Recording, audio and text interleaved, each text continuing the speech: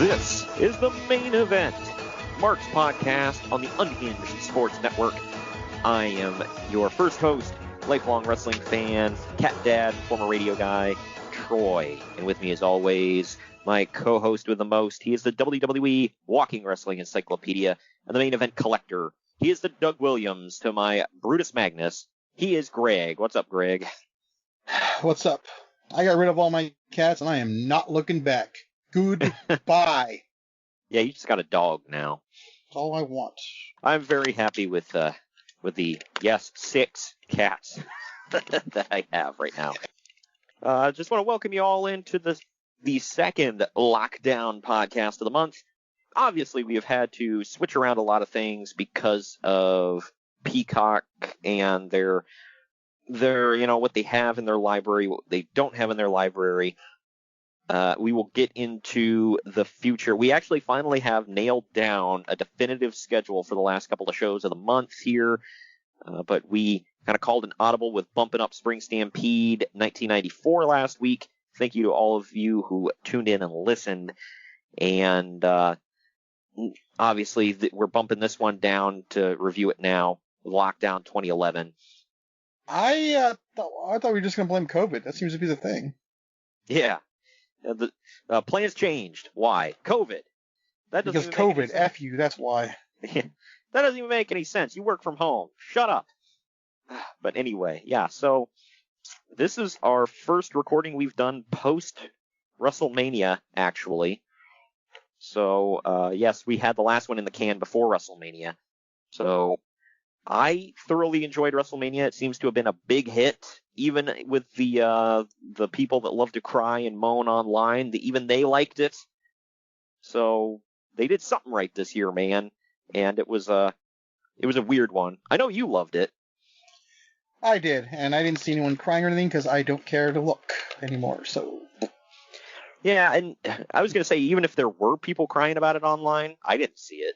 So all the people that I follow don't usually do that kind of crap because I avoid it. So yeah, it seemed positive all the way around. I heard some people say it was in their top 5 favorite WrestleManias of all time, actually. So I don't know. I thought it was really good. I appreciated it.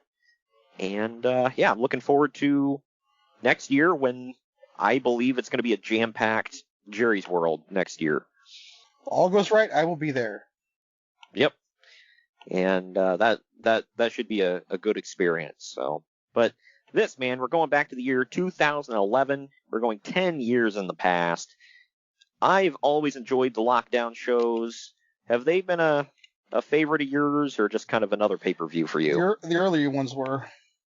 No, you kind of soured on it after a while? This may have been the last one I ever watched, honestly.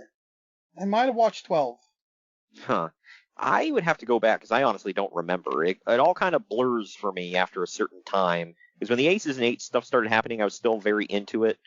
Wait, 2012, I think. Wasn't 2012 Lockdown? Wasn't that the one where Bully Ray revealed himself to be the leader of Aces and Eights? If it was, that might have been the last one I watched. I don't know. Honestly, it all just runs together at this point to me. Right, yeah. I mean, this was 10 years ago. I can distinctly remember the very first one because I still think that was one of the very best ones. Oh, in 05? Yeah. Yeah, I'd have to go back and watch that. That was the one where... it was AJ and Abyss. Oh, yeah. What I remembered and I don't remember the match specifically, I just remember it was Jeff Jarrett and his team versus supposedly Kevin Nash and his team. But Kevin Nash had to pull out because he was sick, and they replaced him with BG James in the Lethal Lockdown. Yeah, because that made sense. Yeah, right. Well, hey, they had Billy Gunn on the other team, so whatever. The Outlaw. Right. Yes. But anyway, we're gonna get into the news and notes here in a minute. But I do want to let everybody know we are sponsored by Fubo and Fanatics here at the Main Event Marks and the Unhinged Sports Network as a whole. If you want to cut the cord and give the middle finger to them overpriced cable providers, Fubo TV is definitely the way to do it. They provide over 100 channels, cloud DVR, and no early cancellation fees. Sign up for your free trial today. As far as Fanatics, that's where you can go to get your officially licensed sports swag. They are official partners with the NFL, MLB, NBA, NHL, PGA, and more. Greg gets a ton of sports swag there. It is officially... Don't hate my swag. It is officially baseball season, so go there to get all of your stuff if you are, still proud of your baseball team and they don't embarrass your entire city. So, you can do that. So, but so if you are a dedicated fan and if you are a fan of the Unhinged Sports Network, you're definitely going to want to check out Fanatics. You can get all of your gear, whether it's hats or jerseys or T-shirts or whatever. And they have weekly fan cash deals, so check them out. Yeah, I'm sitting on 68 whole cents right now. Wow, nice. And you get your Baylor men's basketball championship gear if you're into NCAA, and if you give a crap about Baylor University, that's right there front and center, man. If you're into that sort of thing. Right. But we are going to take our and they also have 2021 draft hats for the NFL draft coming up. So if you want to prepare for the draft, man, get your Jacksonville Jaguars baseball cap now. You can just see Trevor Lawrence just floundering already. We're going to take our man, I just turned somebody off, I guarantee it. We're going to take our first break. When we come back, we are going to dive into all the news and notes from this time in the year 2011. Follow the Main Event Marks at Facebook.com/Main Event Marks Pod, on Twitter at Main Event_Marks, and on Instagram at Main Event_Marks and at Main Event Collector. It's the very best of professional wrestling's past every Monday on Retro Wrestling Review. I'm your host, Troy, and together we'll hop on my time-traveling wrestling ring and watch along to the greatest matches from yesteryear in the Sport of Kings. As complex, as controversial, and as brilliant, really, as he is. On Triple R, we'll cover matches from across the world, including American territories, Canada, Mexico, and Japan. Fast action, lots more than that. You'll learn some things, find out about wrestlers and matches you never even knew about, and we'll have some laughs. Follow us on Twitter, Facebook, and Instagram at Retro Wrestling Pod. Retro Wrestling Review is available wherever you get podcasts, including YouTube, served up fresh every Monday morning. Unbelievable! The crowd absolutely stunned!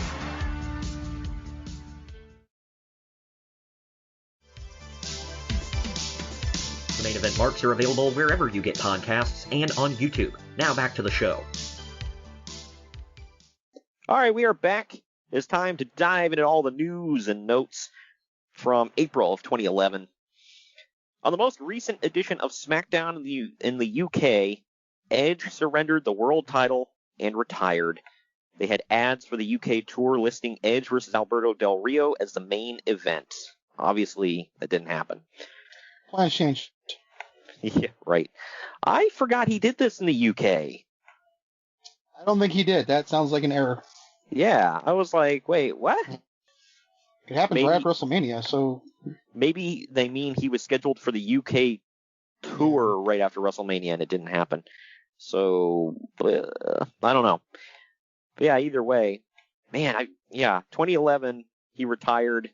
2021, he's in the main event of WrestleMania for the world title.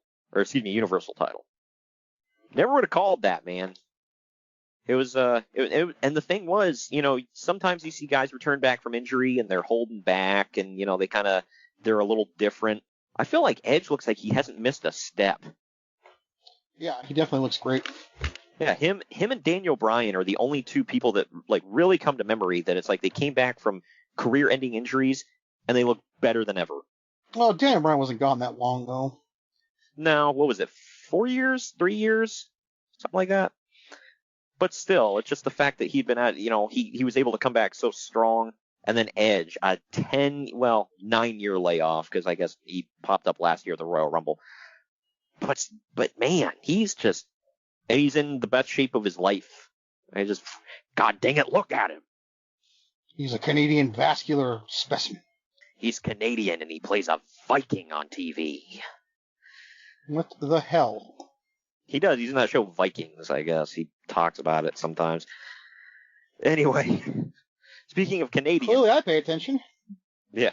Speaking of Canadians, though, Chris Jericho's not only going to be on the latest season of Dancing with the Stars, but Fozzy will be opening in the UK for the Big Four, which is Metallica, Slayer, Megadeth, and Anthrax. He also indicated that he would return to the WWE right after Dancing with the Stars wrapped up. Yeah. I think he does. Is that when he came back and he wasn't speaking? He would just come out and not talk? Was it that one? Or this might have been... Yeah, no, this was way pre-list. Oh, yeah. I can't remember. I want to say this was when he came back not talking, but I could be completely wrong. That was my least favorite return of his of all time. You know what I think about when I see Chris Jericho? Not hearing him speak. Yeah, right. Yeah, one of the greatest talkers in the history of the business, and they were going to have him come out and just pump his arms and yeah, and then he leaves. I mean, it's not like he's actually got huge arms either, so... I know. But he's got a shiny jacket, though, Greg. Oh, well then. Yeah. I did not know this, by the way. Our guest a couple of weeks ago, Jimmy Pilato, let me know about this. He messed up his back really bad on Dancing with the Stars. Did you know that? No. But yeah, he's follow it. I didn't either, but I guess he was talking about that because that's why he got into DDPY, because he slipped a couple of discs doing that move where like the girl's like between the legs and he like pulls them up, whatever. Good Lord. But he like pulls them up between the legs and stands them back up, and I guess when he did that, he slipped a couple of discs in his back, and if he had surgery, they said his career was going to be over. So in steps DDP. Man, his career was going to be coming out of a box, what you just said, or what? DDP came out of a box. I think you can order DDP no, in a box. he came out of a pink Cadillac. What are you talking about? Good grief. This isn't a huge story, but it's something that just like I forgot it was during this time. WWE has been airing vignettes for Awesome Kong, now being called Karma. Oh, yeah. Where she's ripping the heads off of Barbie dolls and laughing maniacally. Forgot about that. Yeah. This was April, and Didn't she go there for beating the hell out of Bubba Love Sponge? Yeah, basically. And then she lasted... I love her for that. Well, I think she threatened to beat him up, and I wish she would have.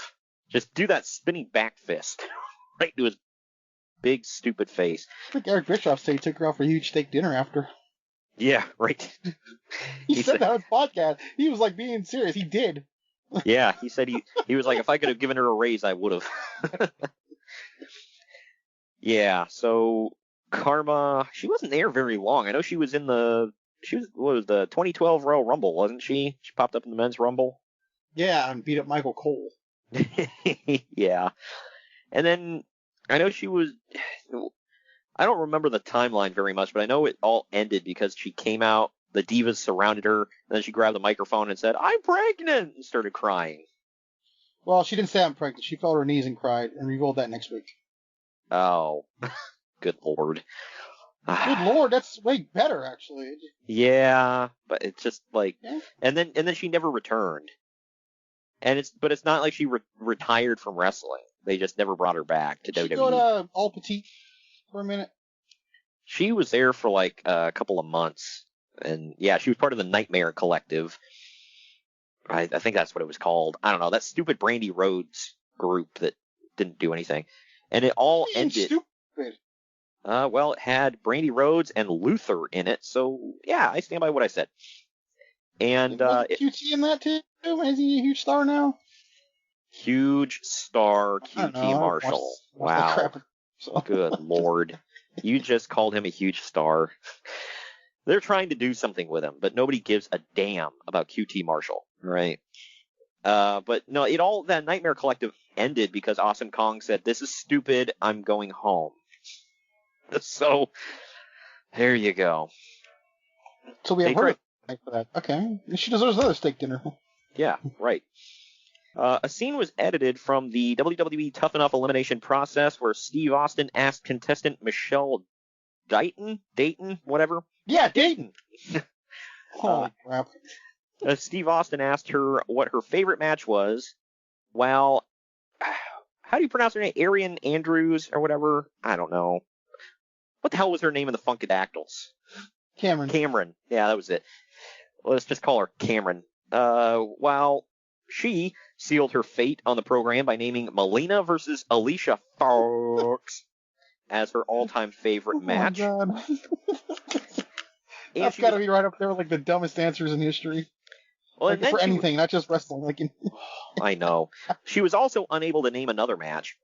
That Dayton girl, whatever, she said Bret Hart versus Owen Hart. So she actually had a decent answer, but they edited it off of the actual show. I mean, that one. Suit by Martha. Yeah. Well, I didn't even think about that aspect of it. My thing was just like, yeah, I mean, because she actually named a good match. But yeah, that other one, it's like the Andrew girl. It's like, really? Like, that's like, so you've been watching wrestling for a month? And then you're like, I'm going to go on this reality show. Like, I'm sure there's something way better than that even in that month. I know. Melina versus Alicia Fox. And both are decent wrestlers, but, like, no. Just no. Did she show up in All Petite as well? She was in that women's tournament. Yeah, because they padded out there. I thought they had signed her, but she hasn't been back since that terrible women's tag tournament. No, I wouldn't have keeping her on payroll. I guess WWE has a trademark on it where she used to say "girl bye." They must have, because she said something similar to that was different enough so they don't get sued. Okay, trademark that crap, but whatever. Dude, these companies trademark the dumbest crap. Anyway, sticking with the women here, Trish Stratus confirmed last Friday via radio interview that she was snubbed by John Morrison at WrestleMania. He wasn't interested in listening to her suggestions in their bout, and that he was talking to Snooki instead. Yeah. Well, and that when she went to hug him during the post-match celebration, he gave her the cold shoulder.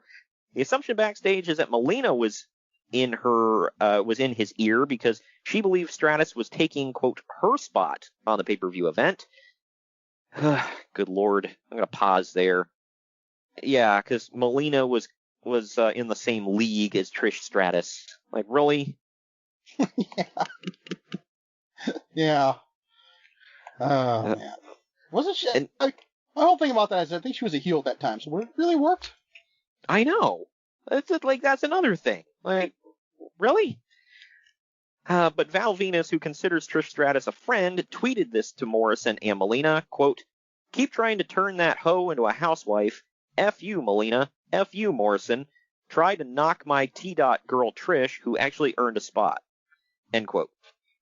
And there's more to it, but that's the most colorful of it. Yeah, we all know he can get very colorful. Yeah, Val Venus, who did not become famous after wrestling for porn, but for conspiracy theories and really loving weed. Okay.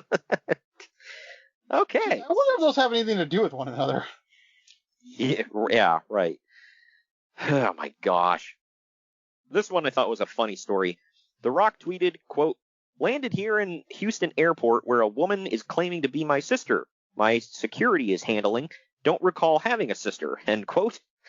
And then he tweeted after that, quote, "Turns out the woman and it's bad spelling, so I'm going to clean it up. Turns out that a woman and her son are a big fan and drove 4 hours to meet me and even bought a plane ticket to come through security, ... Wow, end quote. He eventually met the family and tweeted a picture saying, quote, "Next time, don't lie." Well, I mean, he got them what they wanted, didn't it? I know. It's like, isn't that kind of rewarding bad behavior? He's too nice for his own good sometimes, I think. So, I don't know. The New Haven Independent has an article up discussing Linda McMahon making an appearance at a local community center she has previously donated money to, and another possible run at a Senate seat. How'd that go? Yeah, was that the one where they show Vince like crying on stage while she's giving her concession speech? I never even knew that was a thing, so... Yeah, she's giving her concession, because everybody, like, zoomed in on Vince's face, and he's, like, crying, and people are like, he's not crying because she's, like, necessarily because she lost. He's crying because he's like, I sunk millions of dollars into this thing. Like, dude, she had no chance of winning. Like, for God's sake. Anyway, Devin Hannibal Nicholson, who made the recent... That was a mouthful? Who made the recent documentary Don't Bleed on Me.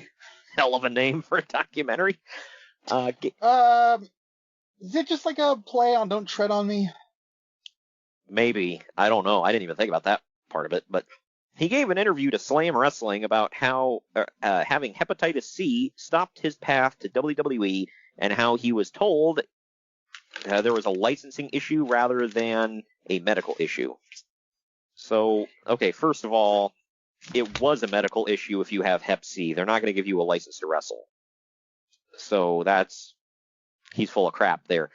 Second of all, I feel bad for him, but because if I remember correctly, this is the one where he claimed he got Hep C because he did a match with Abdullah the Butcher, who has Hep C. Gee, oh man. Yeah, and Abdullah never told anybody, and he bled on him, and he infected him. Like I said, I think this is a story. I'm not, and I don't know Abdullah's medical history, obviously, but yikes. And people were saying, they're like, look, we feel bad for the guy, but he's like, because of this, I'll never go to WWE. And they're like, WWE was never even looking at you. Like, you didn't have a shot at WWE. So this is just like, what? And again, I'm not, I feel bad for the guy, but that's just like, that's adding crap that wasn't true. Speaking of crap that wasn't true, Jesse Ventura's conspiracy theory was not mentioned which was a show, by the way, that was not mentioned during the True TV upfronts yesterday, which could mean that the show is not returning. I don't think it did. I think it continued on like a YouTube form for like a 30-minute, like every week or something like that, for a minute. Wow. I like how people like mock him about it, because he would just like run up to these people and throw out some weird conspiracy theories to them, and they act like they're like, what the F are you talking about? He's like, I just want answers. And it's like, about what? Wow. In that voice too. Yeah. Right. That show was, I've never seen a full episode, but I've seen clips. That's effing wild, man. If anybody wants to dive down a really weird rabbit hole and have themselves a fun afternoon, look it up. Speaking of weird rabbit holes, Hulk Hogan and company recently began production on Micro Championship Wrestling. Oh, God. The first episode would not air until September of this year on True TV. This didn't go anywhere for anybody that, needed some, backstory to this. It was little people wrestlers, I guess. Is that the correct pronunciation? Okay, all right. I don't want to offend anybody, but I'm pretty sure when it comes into wrestling, they actually prefer it to be called midget wrestling. Yeah, I heard that straight from Hornswoggle. These one because it's not defining the person, I guess. It's a style. Yeah. I believe that's what they call it. Now, if like it's not, I wrestling. apologize. I'm not trying to offend anybody. It's just that's what I've heard. Like, it's specifically supposed to be called midget wrestling. So, my favorite was when Eric Bischoff was talking about this, and he was like, "Well, I'm not trying to offend anybody by, he's like, I guess we're not supposed to say the term midget, so I'll call them little people." And he went on, and at the end, Conrad was like, "I like how you said I'm not supposed to say the word, and then you said the word." One quick thing on that too. I've heard Hornswoggle say this on the major podcast. He said that if you're in wrestling and you're a little person, you're making money off of it, it makes no sense to get offended by that word because that word's putting money on your table or food on your table. Right. So I don't know. I'm not sitting there glorifying it. I'm just saying. Well, it's like not. Well, John Mulaney. It's not politically correct, but I don't think it's offensive. John Mulaney had a stand-up bit about this where, because he's a comedy writer, and he wrote something in this, and a little person came up to him and said, "You can't say midget in this skit." And he's like, "Why not?" He said, "Because that's like the N-word to us." And he said, "No, it's not. You know why I know it's not? Because you said the word midget. You will not say the N-word. Therefore, it is not the same thing." Yeah, right. I think that if you're using it in like in not a derogatory way, that's what I think. Yeah, I really don't. This is just full of landmines, and I don't know what I'm stepping on and what I'm not stepping on. And yeah, we're not trying to be offensive here. We're trying to be, as sensitive about it as possible. But obviously, maybe they called them micro wrestlers. I don't know, because it's micro championship wrestling. Well, to me, that's actually more offensive. Like, yeah, I mean, makes them sound like toys. Yeah, I mean, I don't know, man. Just Firstly, I will never use the word on a little person ever. But no, I mean, unless just me. But I'm never. Unless they flat out tell me. I'd rather you call me a midget. And it's like, okay, I'll respect your wishes, But I don't know. Either way, sticking on the True TV stories here. Last one I got from that was, I just thought this was funny. Eric Bischoff and Jason Hervey are producing a show on True TV called Bear Swamp Recovery. It's a repo show. Bear Swamp Recovery. Yeah, Bear. It sounds like something your really white uncle and grandpa watch. This is crap that my dad would watch. There you go. Because he would watch, there was a show he always used to watch called, I think it was like Lizard Lick Towing or something like that. And it was based in Lizard Lick, South Carolina. And, they made it so obvious that it wasn't anywhere near real and everything was staged in the show, but they filmed it like it was, real. Because some of the, everything on the show is just, so outrageous. It's like, this didn't happen. These people aren't this freaking hick. I mean, they're hicks, but, they amped it up for the camera. Can we say that? I can say it. I'm white enough. I can half say it. Yeah, right. I lived in Arkansas for 2 years. Damn it, I earned my right. Anyway. Yeah, I don't think that's the right you want to be bragging about, though. But that is true. Getting into the TNA stuff. I earned my here. right to sleep with my second cousin because I lived in Kentucky. Hey, my best friend came up to me the other day and he said, "Hey, I feel really bad. I slept with my second cousin." And I said, "If it makes you feel that bad, quit counting." Anyway. Oh my God. Getting into the getting into the TNA news here. This will play into the pay-per-view, this story here, but whatever. Madison Rayne recently became the longest-running TNA Women's Knockout Champion of all time, besting Awesome Kong's 178-day reign with a title reign from October 23rd, 2008 to April 19th, 2009. So there you go. I don't know. I might be in the minority on this, but man, that woman is terrible. She sucks at everything she does, except looking good. I literally just messaged this to a friend, because he's, as we're recording this, they released a bunch of people. The Iconics are two of them. I literally, 10 seconds ago, just messaged him, just because you look good, doesn't mean you're a great wrestler. That is true. Yep. Yeah. She, I don't know. She wasn't a good commentator either. They insisted on keeping her on payroll. They made her a commentator in Impact Wrestling for a while until she herself had to step down. Yeah, I think Angelina Love was the wrestler of the group, and she was still just decent. Right. Velvet Sky was so-so. She wasn't very good either. But anyway, Matt Hardy posted on his most recent video blog. Oh, God. He stated that his brother Jeff is considering retiring from wrestling. Hardy added that Jeff may need serious back surgery. He also mentioned that his lockdown match, as well as he mentions his lockdown match, as well as being on friendly terms with Edge again. Jeff's wife, Beth, refuted the retirement claim on her Twitter account, writing, quote, "Jeff hasn't said anything to anybody about retiring." Yeah, well, clearly we know which one's the liar here, because it's 2021 and he's still wrestling. Right. Real quick, shout out to not that they listen, but, condolences to the Hardy boys, who just lost their father. As of the posting of this, it'll be a couple weeks ago. But that the same week, poor Shotzi lost her dad too. Wow. Yeah. It's horrible, huh? Yeah, bad time for both of them. So, yeah, condolences to Shotzi Blackheart, too. So, speaking of Jeff Hardy, Sting recently sat down with Alex Marvez, who didn't last on the AEW commentary table very long. Is that Officer Bar Brady? Yes. I forgot that Cornette calls him that. I had to look that up like last week. Who the hell is that? And then I was like, oh my god, I've seen him a million times. I just didn't. I don't know why. I still don't understand why he calls him Officer Bar Brady, because he doesn't sound or look like him. Because he's just there and no one gives a damn. I don't know.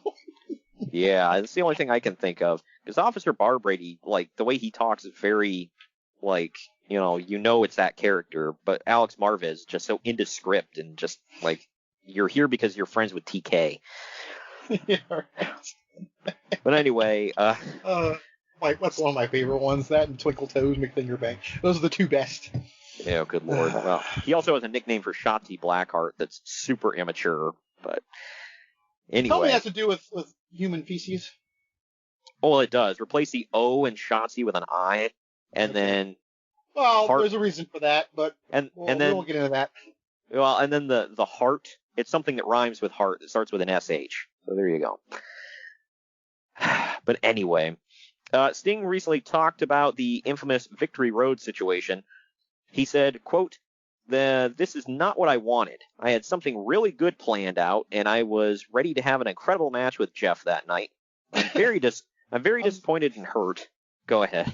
I'm just like, that's not what you wanted? Really? You could have fooled me. I know. That's why I was like, you wanted that. Yeah, it's like, what? I thought it all went according to plan, Sting. What? I mean, I get it. I'm not laughing at it, but it's like, redundant statement much? I know. Anyway, back to this. He said, quote, "So is everyone else. The ripple effect of that match is bigger than you can imagine. It's still hitting. I have to deliver at Lockdown. It's got to be an outstanding match. I'm doing my very best to get ready," end quote. Well, we'll get into that here in a few. But yeah, that's a quote from the Stinger. Meanwhile, when Eric Bischoff was asked about what Hardy should do to make up for his actions, he said, quote, I'm still angry at Jeff Hardy, so it's hard for me to discuss what I think he could do or should do, because until I quit being angry at him and about the situation, whatever would come out of my mouth would probably be counterproductive, end quote. Did you hear? I'm mad about it. Actually, he's calmed down. Have you heard his take on the situation on his recent podcast? Yeah. Yeah, where he said he's disappointed and he's upset about it, but he said he's not angry, and he said he's learned a lot about addiction since then. So he said the way he reacted then is not how he would react now to Jeff. But I guess he said he wanted him fired, and I guess Bruce Pritchard did too. But Dixie wanted to keep him around, so they compromised and said the only way they'd keep him on the roster is if he went around and apologized to everybody for what he did. So, and I guess Hulk Hogan was a huge supporter of his. So Eric said that really hurt Hulk when all that went down, because he had such high hopes for Jeff. Speaking of Hulk Hogan and TNA, Hulk Hogan addressed Desmond Wolfe's status with TNA Wrestling Friday on his Twitter account. When asked when fans could expect Wolfe to return to television, Hogan responded, quote, "Desmond's situation is beyond TNA's control. The ball is completely in his court," end quote. Well, it wasn't in his court. It was more in fate's control, and yeah, he never returned to the ring. Well, he's doing well now. Is he still in WWE? Yeah, he's on NXT UK. Oh, that's right. I forgot they put him on UK. That's right. Yeah. I mean, well, it's where he belongs. He's a great commentator. So I guess Bruce Pritchard said they tried to make him a commentator in TNA, and he wanted to get into acting, and he kept showing up late for work because he would go like try out for things. So he's like, well, if you're not going to be dedicated to this job that we're trying to help you out with, then we'll just let you go. On a similar note, Hulk Hogan tweeted the following, quote, "Good morning, real wrestling people. Lockdown is going to be intense Sunday in Cincinnati. This is not for the PG Faint of Heart. HH about bringing Randy Savage to TNA. Man, I wish we could have his butt off the or we could get his butt off the couch. He would add so much to the creative. HH. End quote. Yeah. When did Savage die? 13, I think. Yeah, I mean, it sucks that Savage's career literally ended with that crap-ass match he had in TNA where, what did he do? One move, right? Like one body slam or something? I think he did that in the elbow drop. Oh, okay. Yeah, it wasn't much, and he wrestled in like a black bodysuit, basically.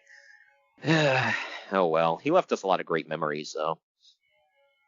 Last story I have here, also sticking with Hulk Hogan. Barring a physical setback, the general feeling is that Hogan will return to the ring at some point. Since undergoing his last back surgery in late December, Hogan has gotten himself in much better shape that he's been in recent years. The procedures have been a huge success in terms of reducing the level of pain that he has been dealing with on a daily basis. Well, he technically returned to the ring after this, but he didn't really do much. Was that at Bound for Glory where it was him versus Sting this year? Yeah, it was this year, I believe. Okay. And I don't think he took a single bump. I think he fell, but I don't know if you qualify it as a bump. I don't know. Eric Bischoff said he had to get like a fistful of pills just to get himself out of bed in the morning. He was in so much pain. That sucks, man. Yeah. His liver, man. Yeah, I know. You got to think about it. Well, because he said, he said he was in so much pain. He said he didn't even show up at creative meetings unless he absolutely had to, because he said he would send Eric, and Eric would return to him and kind of give him the notes because he just couldn't travel a whole lot. He was in so much damn pain. But I think he's doing okay now. I think he had some really like big time back surgery that took care of a lot of his issues. So good for him. But anyway, that kind of does it for the news and notes. Anything else you wanted to add before we get into the event? No. All right. I was excited to cover this event, though. Yes, I am too. Definitely, if you are listening to us on the podcast feed, subscribe and review. Leave a review, please. 5 stars, just like good old Uncle Dave. And, if we were in the Tokyo Dome recording this podcast, it would be 7 stars, though. Yeah, we have 1 million listeners. Exactly. And if you are listening to us on the Unhinged Sports Network and you are coming in late, never fear. Our first replay of this podcast is at 9:30 p.m. Eastern Time, which would be 6:30 p.m. Eastern Time, Pacific Time. So you can catch up on the podcast, like I said, if you're coming in late. But we will get into the event right after this here break. Follow the Main Event Marks at Facebook.com/Main Event Marks Pod, on Twitter at Main Event _Marks, and on Instagram at Main Event _Marks and at Main Event Collector. Good morning, good afternoon, good evening, and good night. My name is Thomas, and what's your name? I'm Alan. Alan. Oh, yeah. We're brothers. That's right. Yeah. Same mother and father. Your room was... Oh, we shared a room. Shared a room. We shared a room. Thought I knew your face. Yeah, we go way back, mate. Yeah. We should do a podcast then. We have. We do a podcast. We do a podcast. What's it called? The Broadcast. Yeah, that was planned. Yeah. Well. What do we do? Well, we cover all different things in the world of pop culture. We're talking about comic books, we're talking about professional wrestling, and we're talking about movies. Go back and watch classic retro wrestling events, the likes of WWE, WCW, and if you do like that, you can check us out on Apple iTunes, also on Podbean, Anchor, and on Podknife. Also check us out on Twitter at The Broadcast. That's BROKAST. Nearly stuffed up the ending. No, it's all right. Good on you. Yeah. Instagram also at The Broadcast Podcast. Remember, we don't spell it with a C. We spell it with a K. Salute, mate. Take it easy.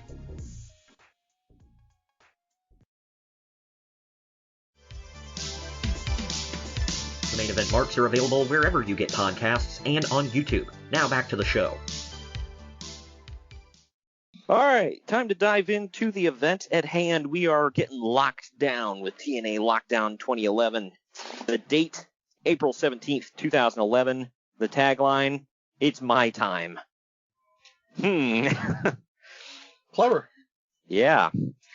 There was somebody else that was talking about My Time Is Now around this time that was a big deal, but, whatever. Anyway, the venue... Just a coincidence. Yeah. The venue was the formerly U.S. Bank Arena in Cincinnati, Ohio. The attendance was 4,000. Pay-per-view buy rate was 23,000. Yikes. That's horrible by every metric. Yeah. It is TNA, though. Well, and then I guess now it's called the Heritage Bank Center, is what the U.S. Bank Arena was. I'm trying to find capacity is about for ice hockey is about 14,000. So, and that's like the smallest capacity you can have. So they had it, a third of the way full? Give or take. Yeah, yikes. Anyway, the opening package for the show is really showcasing that blood will be spilled. It looked more like an advertisement for the show Dexter than a TNA show. But then we move into the blood. Tons of blood, bro. Throw it at the wall. That's what it was. Your ideas, but anyways. Wow. The first match of the show is an 8-man escape match for the number 1 contendership for the TNA X Division title. It's Chris Sabin versus Robbie E. with Cookie. Yeah. He didn't have Cookie with him for very long, I don't think. Not even a full 6 months. I would say maybe it's close to a year.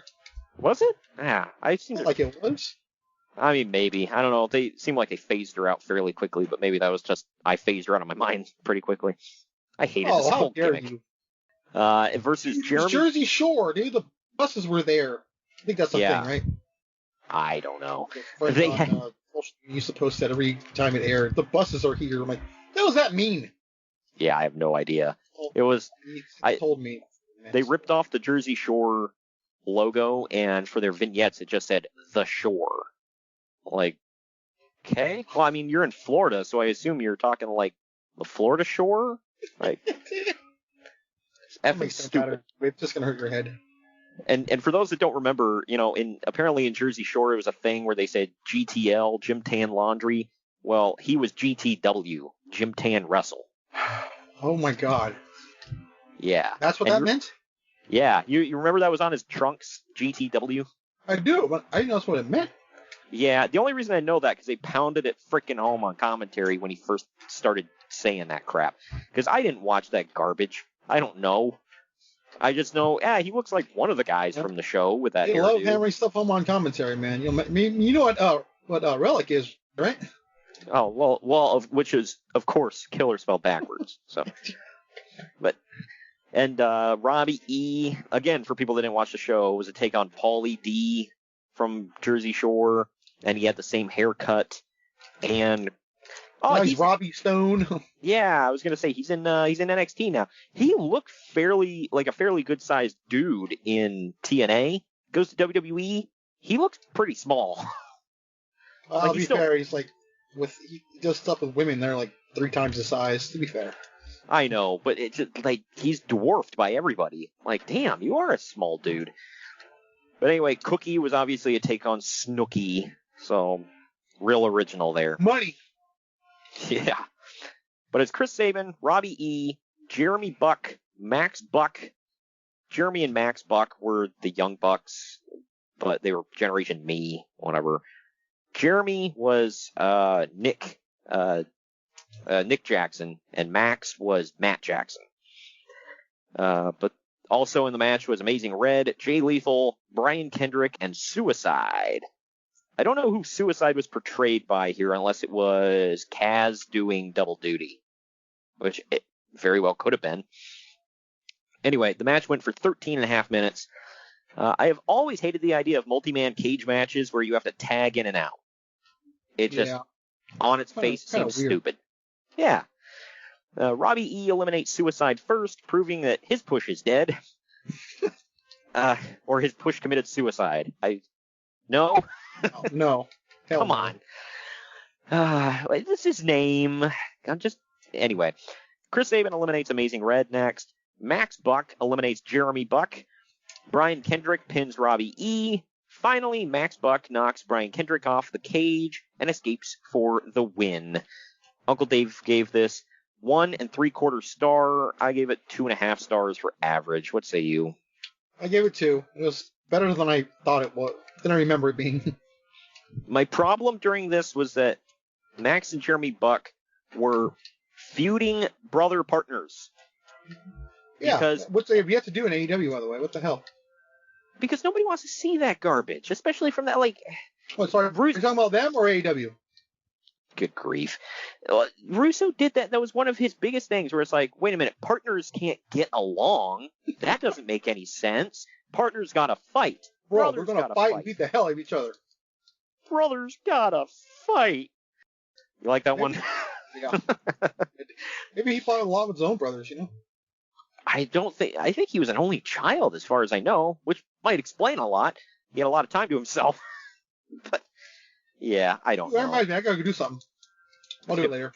Wow. But that was, yeah, I don't know. That was a thing with him. And then it's like, so you guys are mad at each other. You're feuding. You're against each other in the same match. Yet you wear matching attires. Okay, I get it. Whatever. No, you don't. Whatever. Yeah, no, I don't get it. I don't want to get it. Eric Bischoff now comes to the ring to cut a promo. He says that this is a very happy night for him because Immortal will squash Fortune tonight, and because he gets to see Hulk Hogan execute his vision tonight and win total control of TNA. I guess that was a thing where if Immortal won, then they get complete control over TNA. Yeah. I don't know. But if Fortune wins, then Dixie keeps her power. It seemed like this was the stipulation of every main event through the year 2011. Yeah, just like in WCW, Russo always had like a winner gets to be commissioner crap every single week. So yeah. It's another Russoism.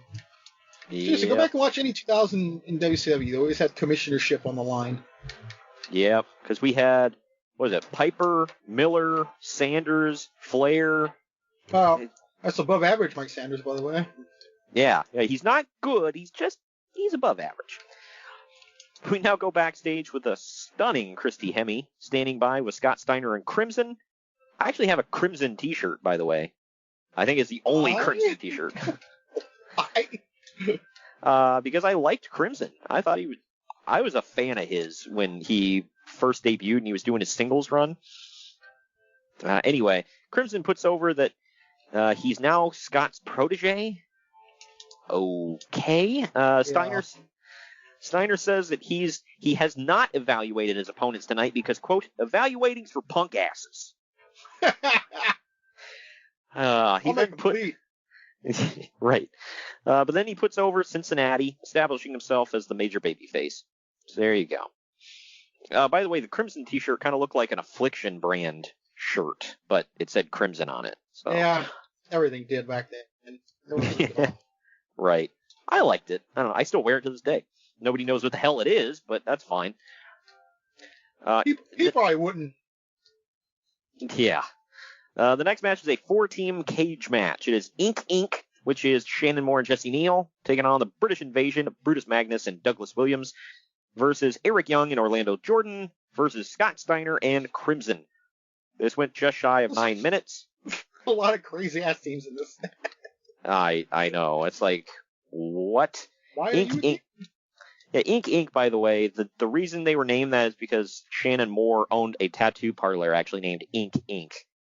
And, so, and they were all tattooed up. So, but Eric Young is wearing the old TNA title that he found in a dumpster.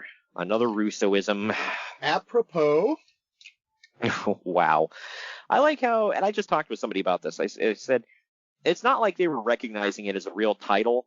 They had redesigned the belt and threw the old one away, and he just pulled the old one out of the dumpster and was like, "Hey, I'm champion now." It's like, kind of like no. what Moose just did with that same title. Yep. And then he got a white strap on it. Yeah. And now you got to make it original. Right. And now it's gone, and Rich Swann is the only effing champion because. When I think undisputed champion of wrestling, I think of Rich effing Swann. Right. Wow. It was literally a swan versus a moose. And anyway, the Swan won! I know. Good grief. The Young and Jordan-tron says, I heart tag teaming. You get it? Because Orlando's bisexual, and Eric doesn't get it. Do you get the joke, Greg? Do you get it now? I'm just rolling on the floor. Yeah, well, Taz makes a joke about not wanting Jordan to go behind him. Because you get it, Greg, because he's bisexual. So stupid. But when Steiner comes in, he suplexes the crap out of the Brits because, he's super American. Everyone is down. Eric Young randomly takes his shorts off. I forgot he used to do that. And he escapes the cage, which doesn't mean anything in this match. I'm not going to lie, I laughed my ass off when you did that. I'm sorry. Well, he escapes the cage, which doesn't win the match. It just means you escape the cage. Moore hits the Morgasm, real name, on Douglas Williams, and he wins the match via pinfall for Ink Inc. Gosh. Me and Uncle Dave gave it 2 stars. What say you? I gave it 1. I did not like this at all. I didn't think it was too bad, and I thought they utilized Scott Steiner about as well as he could be utilized in 2011. What's that saying? He came in and suplexed the absolute just dog crap out of everybody, and Suplex City. There you go. I'll censor. Yeah, Suplex City. But, so, I don't know. That's about as good as you could get out of this, so it was whatever. I did not enjoy the Orlando Jordan and Eric Young team. I really didn't enjoy anything Orlando Jordan did in his TNA run. I don't know. I like how being bisexual was literally his gimmick. Yeah, that's my problem with Sonny Kiss. I'm like, that's his whole thing. Hey, look, I'm gay. Like, okay. What else? Is that a gimmick? What else you got? I mean, that's like someone come out and say, hey, look, I'm heterosexual, or I'm Mexican, I'm black. Okay. At least. What else you got? I mean, people can argue that's Dalton Castle's gimmick, but at least he's funny. Also, it's like, is it? He's kind of got the whole is he or isn't he thing, so it's kind of like a mystery. Yeah, well, which kind of adds to it, so... Yeah, he's androgynous, pal. Yeah. God dang it. This is just, like, stupid. I remember his debut. I don't offend anybody when I say that. It has nothing to do with the sexuality. Just, it was stupid.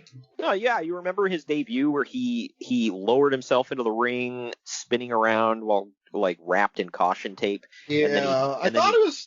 I'll be honest, I thought it was cool that he kind of repelled from the Raptors. That was unique. I'll say that. For people that don't know, the caution tape thing was a Lady Gaga look.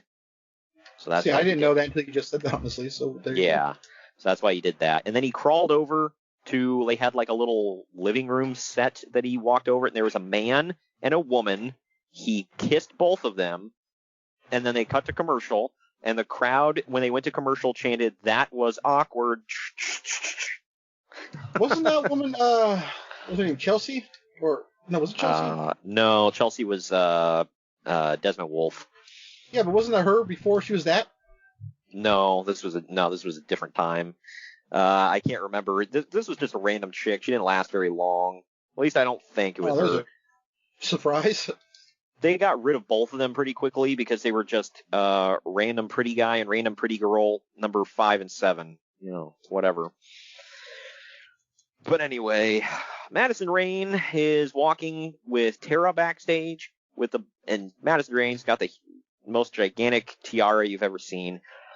When they were stopped by Not exactly what I thought you were going to say. Wow. But they're stopped by Christy Hemme for an interview. Madison Rayne says that she's going to cut Mickey's hair tonight, and she tries to cut Tara's hair, but Tara pushes her away. Madison tells Tara that she's tired of her, and she wants her to stay backstage tonight. This was when Tara was like, she was beaten by Madison Rayne and forced to quit, or was fired or whatever.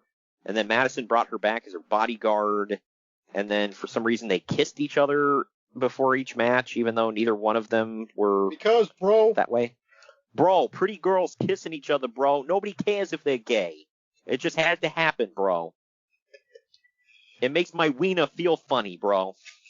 What the hell? What? It's probably what he's thinking. Anyway, we get this next match. It's Madison Rayne versus Mickie James. Madison is defending the TNA Knockouts title. It's Knockouts women's title versus hair match in a cage.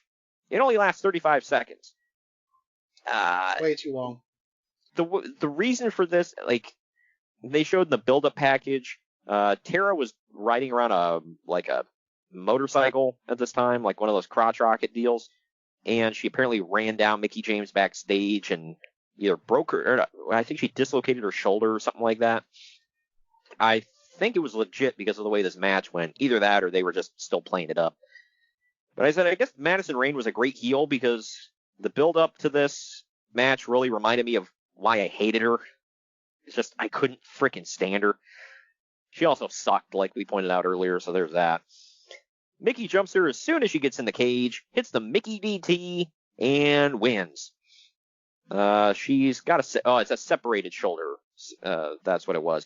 So that's probably why Uncle Dave and I both gave it a dud, because it was half a minute with one move. What say you? I wasn't even sure I could rate this match. But I just said 1 star. Was it a match? Yeah, I mean, technically it was, but yeah. You had 2 bells with something happening, with a pinfall in between. That was it. It seemed like Madison Rayne was like a 500-time Knockouts champion. I don't know why they kept giving her that damn belt when she sucked so damn bad. It's like, do you seriously have nobody else to push? I'm going to leave the obvious alone, but... Wow. Christy Hemme interviews Morgan backstage about his upcoming match with Hernandez.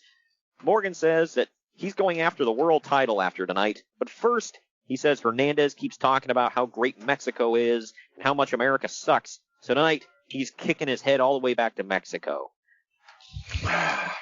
Yeah. You know, the only thing I could think of during this, Greg, was how the hell could you push a guy with that haircut? Look, I love Bischoff. That's one of the dumbest things he's ever said. I know. Like, really? He did pretty decent promos. He had good fire. He had a cool entrance theme. He looked great. Okay, no, he had a badass entrance theme. Yeah, he did. And just like, what the hell, man? Whatever. He was the blueprint. Apparently what not to do or who to push. I guess. Yeah, it sucked. Speaking of suck, we get the build-up package for D'Angelo De Niro versus Samoa Joe, and it reminded me of how weird this feud was. Joe was suspicious of D'Angelo De Niro was like collecting for money for charity, supposedly, and Joe was suspicious that the collections for charity were not going to charity. So he has his sidekick Okado, which is New Japan Pro Wrestling's Kazuchika Okada, dressed like Kato from the Green Hornet. Goes to get footage of Pope going into a strip club. De Niro catches Okado, ties him up, and whips him on camera. Because he's a bad boy and he deserved it. Okay, that took a weird turn. This whole thing was a weird turn. I just couldn't help but point out the racial overtones here, but I mean, yeah, maybe a little bit. It's like, wait a minute, this black guy is collecting money for charity. I don't know if I trust him. That part could be anything, but like once they get to the strip club, like so he's like a pimp. I mean, it was always kind of implied that I don't know why his nickname was the Pope, but yeah, he was always kind of like a pimp. Well, from my understanding, he was always the Black Pope, and they didn't want to use that in fact because so that's probably why. But. Yeah, but still, it's like, what does that have to do with your gimmick? Where you seem kind of like his last name is De Niro for money, so whatever. But like, dude, who the hell? Remember who Kato or the Green Hornet frickin' was in 2011? Chris Sabin. Yeah. It's like, really? You're going to like a show from like the 70s. And how racist was that damn gimmick? Bro, he's Japanese with dark hair, bro. He looks like Bruce Lee because he's Japanese. Like, no? That's probably what he said. Bro, nobody cares about Japanese wrestlers, bro. He's Asian, so he looks like Bruce Lee. We'll put him in a mask. He's Okado, bro. That's literally what he said. Yeah, I guarantee it. That's pathetic. This actually killed the New Japan Pro Wrestling partnership with TNA because of how badly they treated Okada. Could you freaking blame them? Nope. And this was, and keep in mind, this was before he was the Rainmaker and he really mattered. but still, like, that was hella, like, just, like, stupid and racist. Well, now at this point, now he's going to shake that. I think he has. But, like, you put him in a position like that, like, that's what he's going to be remembered for? Right. But the next match is Pope D'Angelo Dinero versus Samoa Joe in a steel cage. It went just shy of 11 minutes. As much as I hated this feud, this is by far my favorite match of the night so far. Not of the total night, but so far, it's been the best match. I know that's faint praise, but anyway, Joe hits the muscle buster at one point, but Pope gets his foot on the ropes. Rope break in a cage match, whatever. He tries to escape. Don't Joe. question it. He tries to escape, but Joe pulls his Pope's tights down, showing everybody his ass. Man ass. And then he does an elbow drop off the top rope, still with his ass hanging out. So, yeah. Anyway, Dinero makes a short comeback until Joe makes Pope tap to the coquina clutch. Dave gave it 2.5 stars. I gave it 3. What do you say? I gave it 3 as well. Was my favorite match up to this point as well. I think we're going to align our favorite match of the night, by the way. Probably. Yeah, the match was good. Just the feud, I don't take points away because of the feud, but, like, watching the build-up package, I was not excited for this at all. So, I don't know. But I do love Joe. I love Pope. They were two of my favorites at the time. Up next, Hernandez is backstage with his group, Mexican America, which I forgot was a thing. He's got Anarquia, Rosita, and Sarita, who is actually Canadian, and Rosita is Zelina Vega. He's Puerto Rican. Right, yeah. None of these, excuse me, Hernandez was, I guess, Mexican by, like, didn't you say he didn't even speak Spanish? He was just Mexican by Bischoff heritage. said they sent him to Mexico to learn Spanish. Makes sense. And Rosita I think she was Mexican, but she was Canadian. Like, she wasn't even, they call it Jinder Mahal, so there you go. Yeah. Well, they call it Mexican America. Neither one. Anarquia, I don't know who the hell this guy was. But they all say a few words in Spanish and talk over each other over and over, and that's the gist of the promo. But up next, we got Hernandez with Mexican America versus the Blueprint, Matt Morgan, steel cage match, went just over 8 minutes. These two actually brawl inside of the cage, having the most legit cage match of the night so far, actually utilizing the cage. In the end, all 3 members of Mexican America climb the cage, trying to distract Matt Morgan as Hernandez goes up to the top. Hernandez dives off, and Matt Morgan hits the carbon footprint out of midair onto Hernandez for the win. Uncle Dave only gave it 1.5 stars. I gave it 2.5. What say you? I gave it 2. It was fun. I didn't hate it. Groundbreaking, but it was fun. No, I don't think these two ever, and I liked both of these guys separately. I liked them. I thought they were a decent tag team. I don't think they had much chemistry against each other. Plus the fact that they were always saddled with stupid gimmick matches. Do you remember the First Blood one? Do I? That's the one where Hernandez, you can see him blading himself in the corner because the cameraman was an idiot. And then he takes a spray bottle full of red liquid and squirts it all over Morgan's chest. And then the referee sees it and is like, "Oh, Morgan's bleeding." I don't remember that. Sounds like I'm happy I don't. Yeah, no, yeah, you're very fortunate with that one. It effing sucked. But anyway, I did like the final move, the carbon footprint out of midair. That was awesome.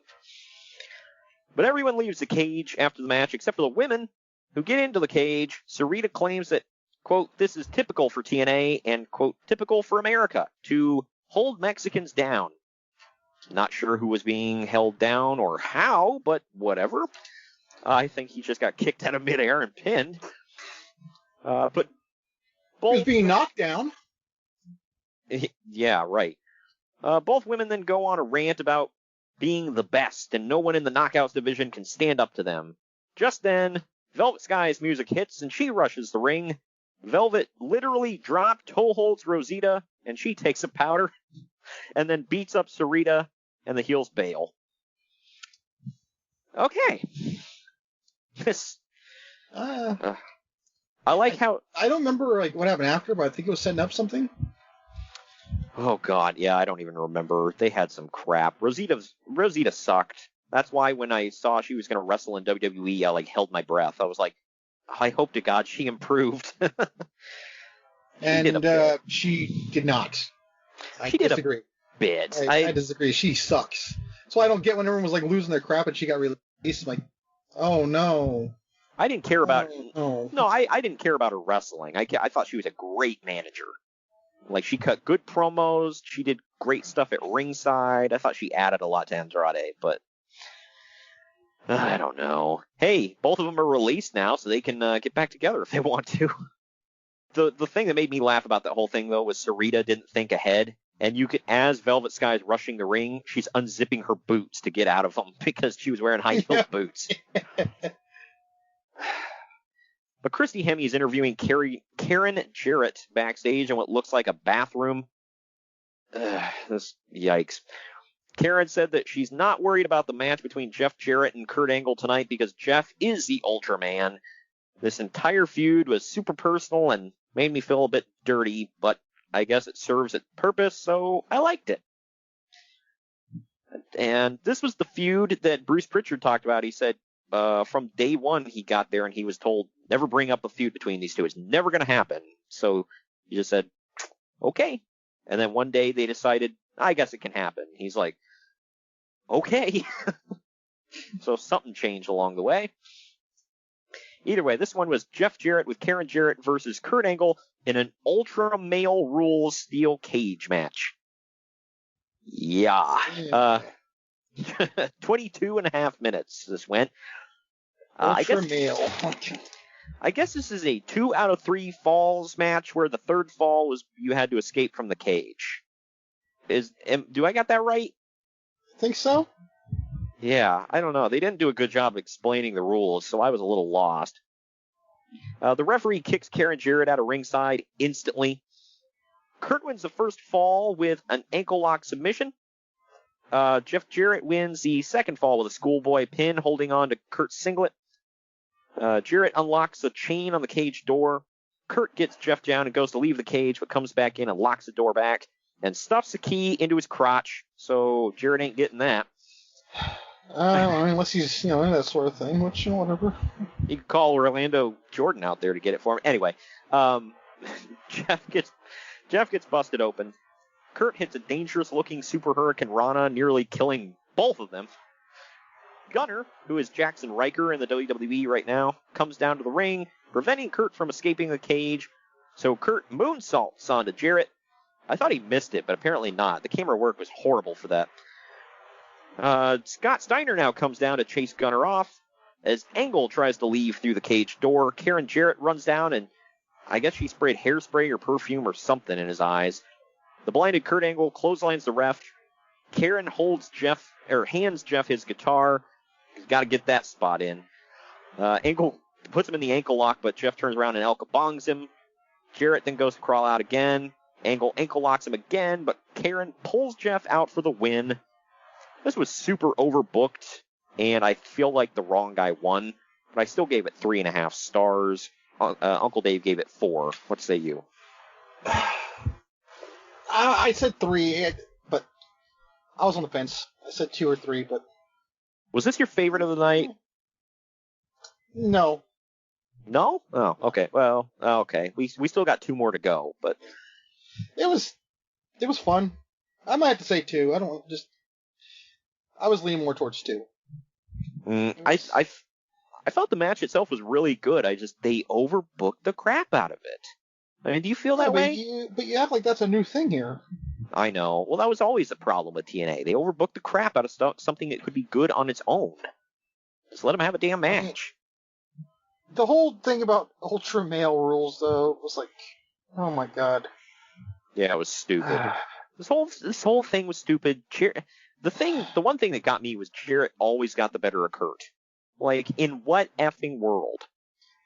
One thing that I did like, though, too, was this app before the whole custody of the kids thing? I don't remember. It might have been. I keep going back to that thing you said in court. Well, I defeated him in a wrestling match, so. And it's like, oh, well, that settles it then. Court adjourned. Boom. Oh, man. That's legally binding, you know. That was just, stupid. This whole feud just was weird, and like I said, I feel like the wrong guy won, and it was... I want to give them the benefit of the doubt and say they ran with it because it got out about the whole Jarrett and Karen thing, so I decided to go with it.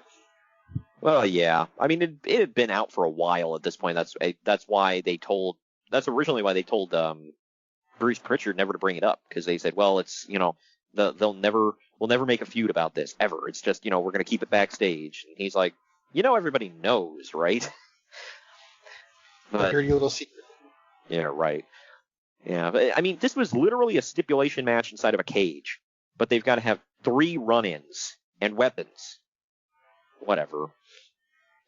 But the pre-match package for the world title match paints Mr. Anderson as the lovable underdog against the megastars of Sting and Rob Van Dam. New Hall of Famer Rob Van Dam, by the way. It lays out Anderson's long, convoluted journey to this match, and convoluted. Yeah, it was. Nothing was a straight line with TNA. I mean, yeah, you can be like, oh, well, they're adding more to it. Yeah, but after a while, who the hell can follow all that garbage? Anyway, Sting defends the TNA World Title against Rob Van Dam and Mr. Anderson in a triple threat steel cage match. This went just shy of 8 minutes. It was pretty cool to see Sting lock in a Scorpion Deathlock on both men at the same time, by the way. But I'm still confused as to the reason why there are rope breaks in a triple threat cage match. Don't think about it. Just gonna hurt your head. Yeah, it just...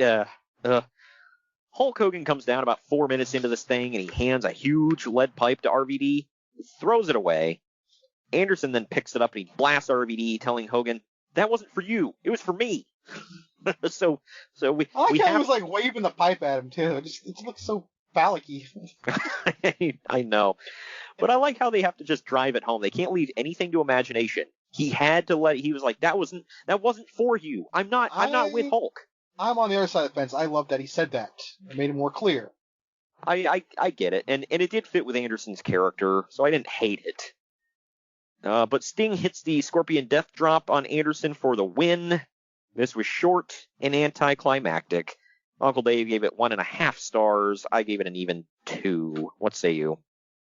I love all 3 of these guys, but man, this match was brutal. I gave it 1. I don't get it. Yeah, wait, what happened? Did somebody go long and they had to make time for the main event? Yeah. What was the longest match on here? I think that last match we watched, I felt like dragged on. That was another reason I just realized on my notes, like, man, this match went way too long. That's why I said that Ultra Male match was 2 stars. It just went way too long, man. I got bored. I'm like, oh my god, this is Kurt Angle. How am I getting bored? That match was it was like 20 seconds shy of the main event time. So, yeah, it was nuts. And since when, by the way?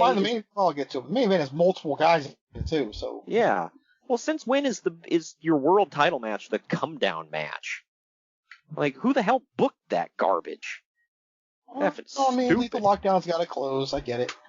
Well, I don't dispute that, but they put a big built-up long match, followed by the world title match, followed by another big built-up long match.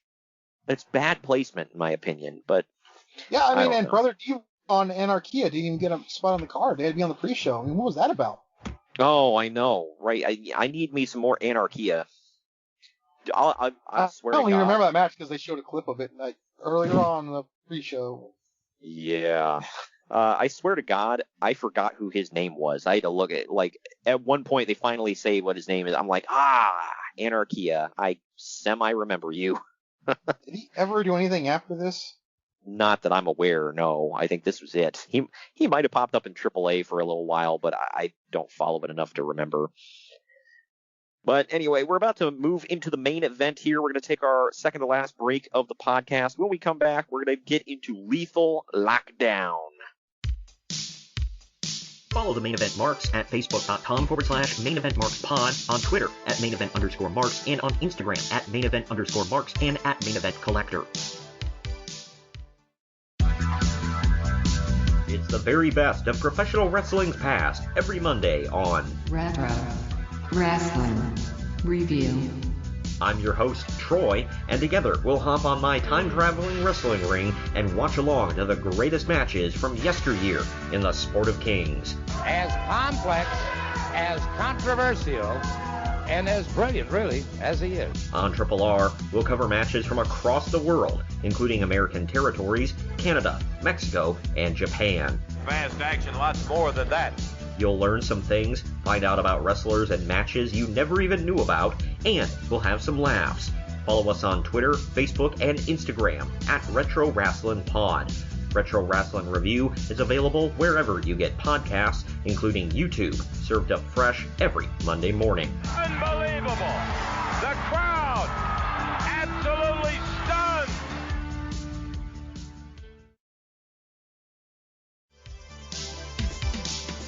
The Main Event Marks are available wherever you get podcasts and on YouTube. Now back to the show. All right, we're back getting into all of this. I forgot to mention after that last match, by the way, Sting tells Hulk Hogan to get into the cage with him. Hogan points to his watch and he says, "It's not time yet." Yeah, brother, we got another 6 months until, or shoot, longer than that. It's like I got to dope myself up real nice and good for that match, brother. He was probably, I somewhat joke, but he probably did dope himself up just to get in that ring for that Bound for Glory match. Yeah, what a match it was. Oh, glorious, man. But all right, the main event, it was Immortal versus Fortune in a lethal lockdown match. Immortal was represented by Bully Ray, Matt Hardy, Abyss, and Ric Flair in slacks for reasons. And they took on the team of Kazarian. Yeah, Ric Flair and TNA. You remember when they sent out that memo that said, "Quit letting him get naked and bleed on every TV"? For those that don't remember, Spike TV sent out a memo that leaked publicly that said, "Quit letting him take off his clothes and bleed all over every Impact." That's pathetic. It really is. Yeah, leave the memories alone, Rick. But anyway, Why didn't he? Fortune was represented by Kazarian, Robert Roode, James Storm, and Christopher Daniels. This went just shy of 23 minutes. Kazarian starts this one out for Fortune, while Abyss starts off for Immortal. Immortal gets the man advantage when Matt Hardy comes in the cage next. I, for one, am shocked, by the way, that the heels get the advantage again. Yeah, I mean, it's almost like they're using a double-sided cord or something all the time. Yeah, I man, what the baby faces? It's like it's rigged against them. Like it's supposed to be set up this way. Now the women's war games we went to Chicago, I believe the faces had the advantage. Oh, yeah, it's been a couple years, I forget. But anyway, Christopher Daniels is second in for Fortune. I forgot Daniels was even in Fortunes. I was like, oh yeah. Well, was he? I think he was just there, and they brought him in. Yeah, he was sort of in the group, sort of not. I think it was just AJ, Rude, Kaz, Storm. I think he just happened to. Well, when Fortune first started out, Matt Morgan and Desmond Wolfe were in the group too. You remember that? Yeah. That only lasted for 2 weeks, but it happened. But anyway, Ric Flair is third in for Immortal. James Storm is next in for Fortune, and he busts a glass bottle over Flair's head, busting him open because Flair's got to bleed, as we alluded to earlier. And we're not on Spike, so. Yeah, exactly. Finally, Bully Ray is in to complete the Immortal team. Robert Roode is last in for Fortune and goes off before the cage roof lowers. I like how they do the beer money thing as they're doing the pyro and the light show for the cage roof lowering. Matt Hardy and Christopher Daniels escape the cage, yet again negating the lethal lockdown.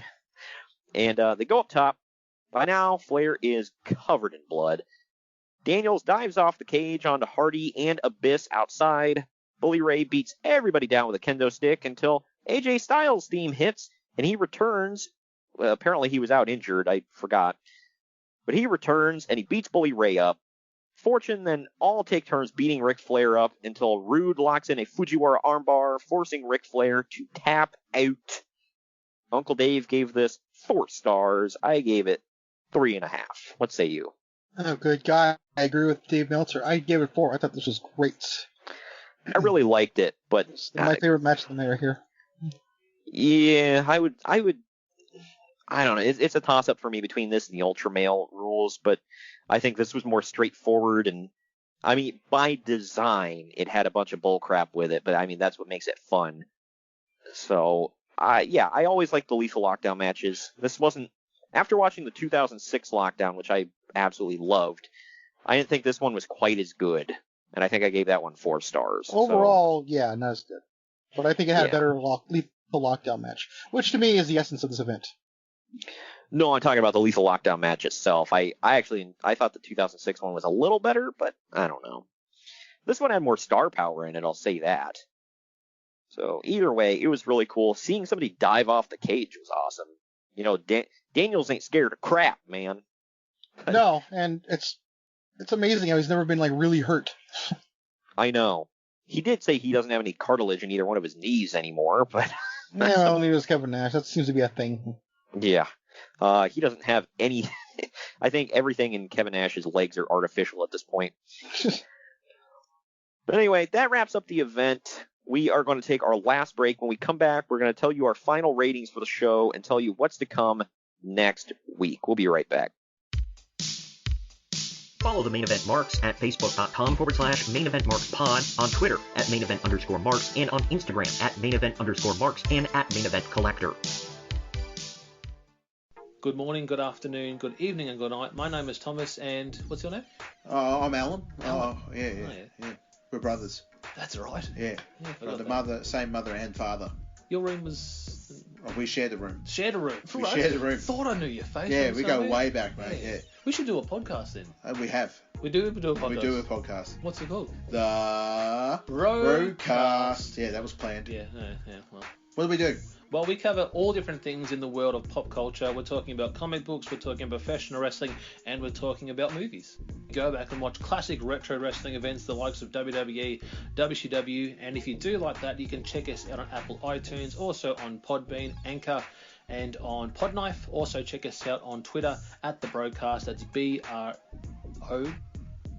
Nearly stuffed up the ending. No, it's all right. Good on you. Yeah. Instagram also at The Broadcast Podcast. Remember, we don't spell it with a C. We spell it with a K. Sorry, mate. Take it easy.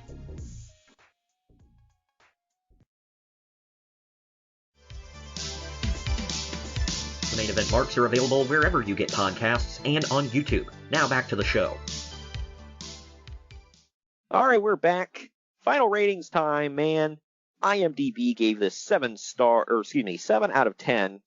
CageMatch.net gave it 6.34 out of 10. I also gave it a 7 out of 10. What say you? Yeah, I give it a C+. Yeah, I've seen better out of them, especially during this era. It wasn't bad, though. I mean, somebody asked, should I watch it? Yeah, it's above average. I like it. Above average Mike Sanders. Why is that the second time we've mentioned that fool? I saw the opportunity, I'm like, we're going to get 2 matches. We're doing this. Of course. I mean, yeah, there was a lot of stupidity on this, I'm not going to lie. But the opening match wasn't bad. Tag match my biggest regret, though, is definitely Brother Devon Anarchia not being on the show. But yeah, that would have raised it. I might have given it an 8 out of 10 at that point. Holy crap. But the De Niro versus Joe match was definitely worth going back and watching. The Ultra Male Rules was actually, it was kind of fun. And the main event was pretty good. Ultra Male Rules match. That's a real match, people. We are not making that up. Real match. Yep. Jarrett talking about, well, I took your bride. Now I'm going to take your pride. It's like, this whole thing is really just, I feel dirty watching it. I don't know. But anyway. I got hives. It's like I'm seeing Jason Knight or something. I got hives. Good grief. It's like that, this movie where it's like, that is disgusting, although I am aroused. Anyway, but that does it for this week's show, man. Looking at the schedule, we actually have a bonus show coming up this Friday. Freaking bonus. We are going to be covering the Monday Night Raw from April 13th, 1998, not 89. That's a hell of a cover on the 89. Yeah, right. I don't know how we're going to pull that one off. But April 13th, Maybe 1998. primetime wrestling? Yeah. But that was the episode of Raw, if nothing sticks out to you from that Raw. The main event was Stone Cold Steve Austin versus Mr. McMahon. It is the first Raw that broke the Nitro 83-week streak. So I figured we'd cover it and have some fun with that one. It's been a while since I went back and watched. I didn't know until I got Peacock. It looks like every single Raw is on there, right? Yeah, I think they've been uploading them week by week, so. Yeah, it looks like... Because they started from 2006 to now, and now, yeah, so. Huh, okay. Yeah, they go back, I mean, they got 20 I've been telling everybody, I'm like, oh my god, people are crying about there's not enough stuff. Dude, it's not like it's all going to be added at once. They're going to just keep uploading stuff. I'm like, my god, man, people complaining about it. I'm like, just wait. I don't know their reasoning behind the various ECW shows they've uploaded, because they're only specific ones. I'm assuming those are the ones that didn't require so much heavy editing. That's just my guess. They're only editing racist stuff, to my knowledge, so. Oh, they're not taking out anything about rape or murder or anything? I think so, because somebody in the Major Pod group said there was like a match they were watching on an old school Raw, had Tajiri and somebody, and King was making all kinds of Japanese jokes and stuff. And oh, man. We're all in there, so. Ooh, I think they're just going. Everything they've edited so far has been blackface, to my knowledge. So they're not going to cut out, with like the archive SmackDowns, they're not going to cut out Jinder talking about Shinsuke's face looking funny and whatever? I don't know. But anyway, that's coming up this Friday for the bonus show. Like I said, Monday Night Raw is War from April 13th, 1998. Next week, April 28th, we are making a change here, but it is an anniversary show. We are covering In Your House, Good Friends, Better Enemies. It's 25-year anniversary. Took place in April of 1996. To my knowledge, this is Nash's last match in WWE. Yeah, it's Nash versus... I should say Diesel's last match. Right, yeah. Yeah, it's Diesel versus Michaels for the title in the main event. That's what it's all built around. So that'll be good. It's going to be good. Looking ahead for our May schedule, I may have to do some reworking and stuff too, because I'm seeing some events that I don't know if they're on Peacock yet. Most of them are, some of them aren't. So we'll work with it. But for now, that is your schedule moving forward. 2 WWF shows still to come. Just want to remind everybody to subscribe and leave a review, please. 5 stars helps us out. If you aren't listening on the Unhinged Sports Network, check us out, unhingedsn.airtime.pro. And if you are listening on the Unhinged Sports Network and it's a Wednesday, you missed the beginning, our replay starts at 9:30 p.m. Eastern Time, and we have another replay 8 o'clock on Thursday, another one 8 o'clock on Monday. It's all Eastern Time, by the way. So check us out then. Replays galore. And we are also sponsored by Fubo TV and Fanatics. Links are down in the podcast description. Let them know we sent you. Thank you for joining me today, Greg. Mm-hmm. And we will see you all this Friday for Monday Night Raw.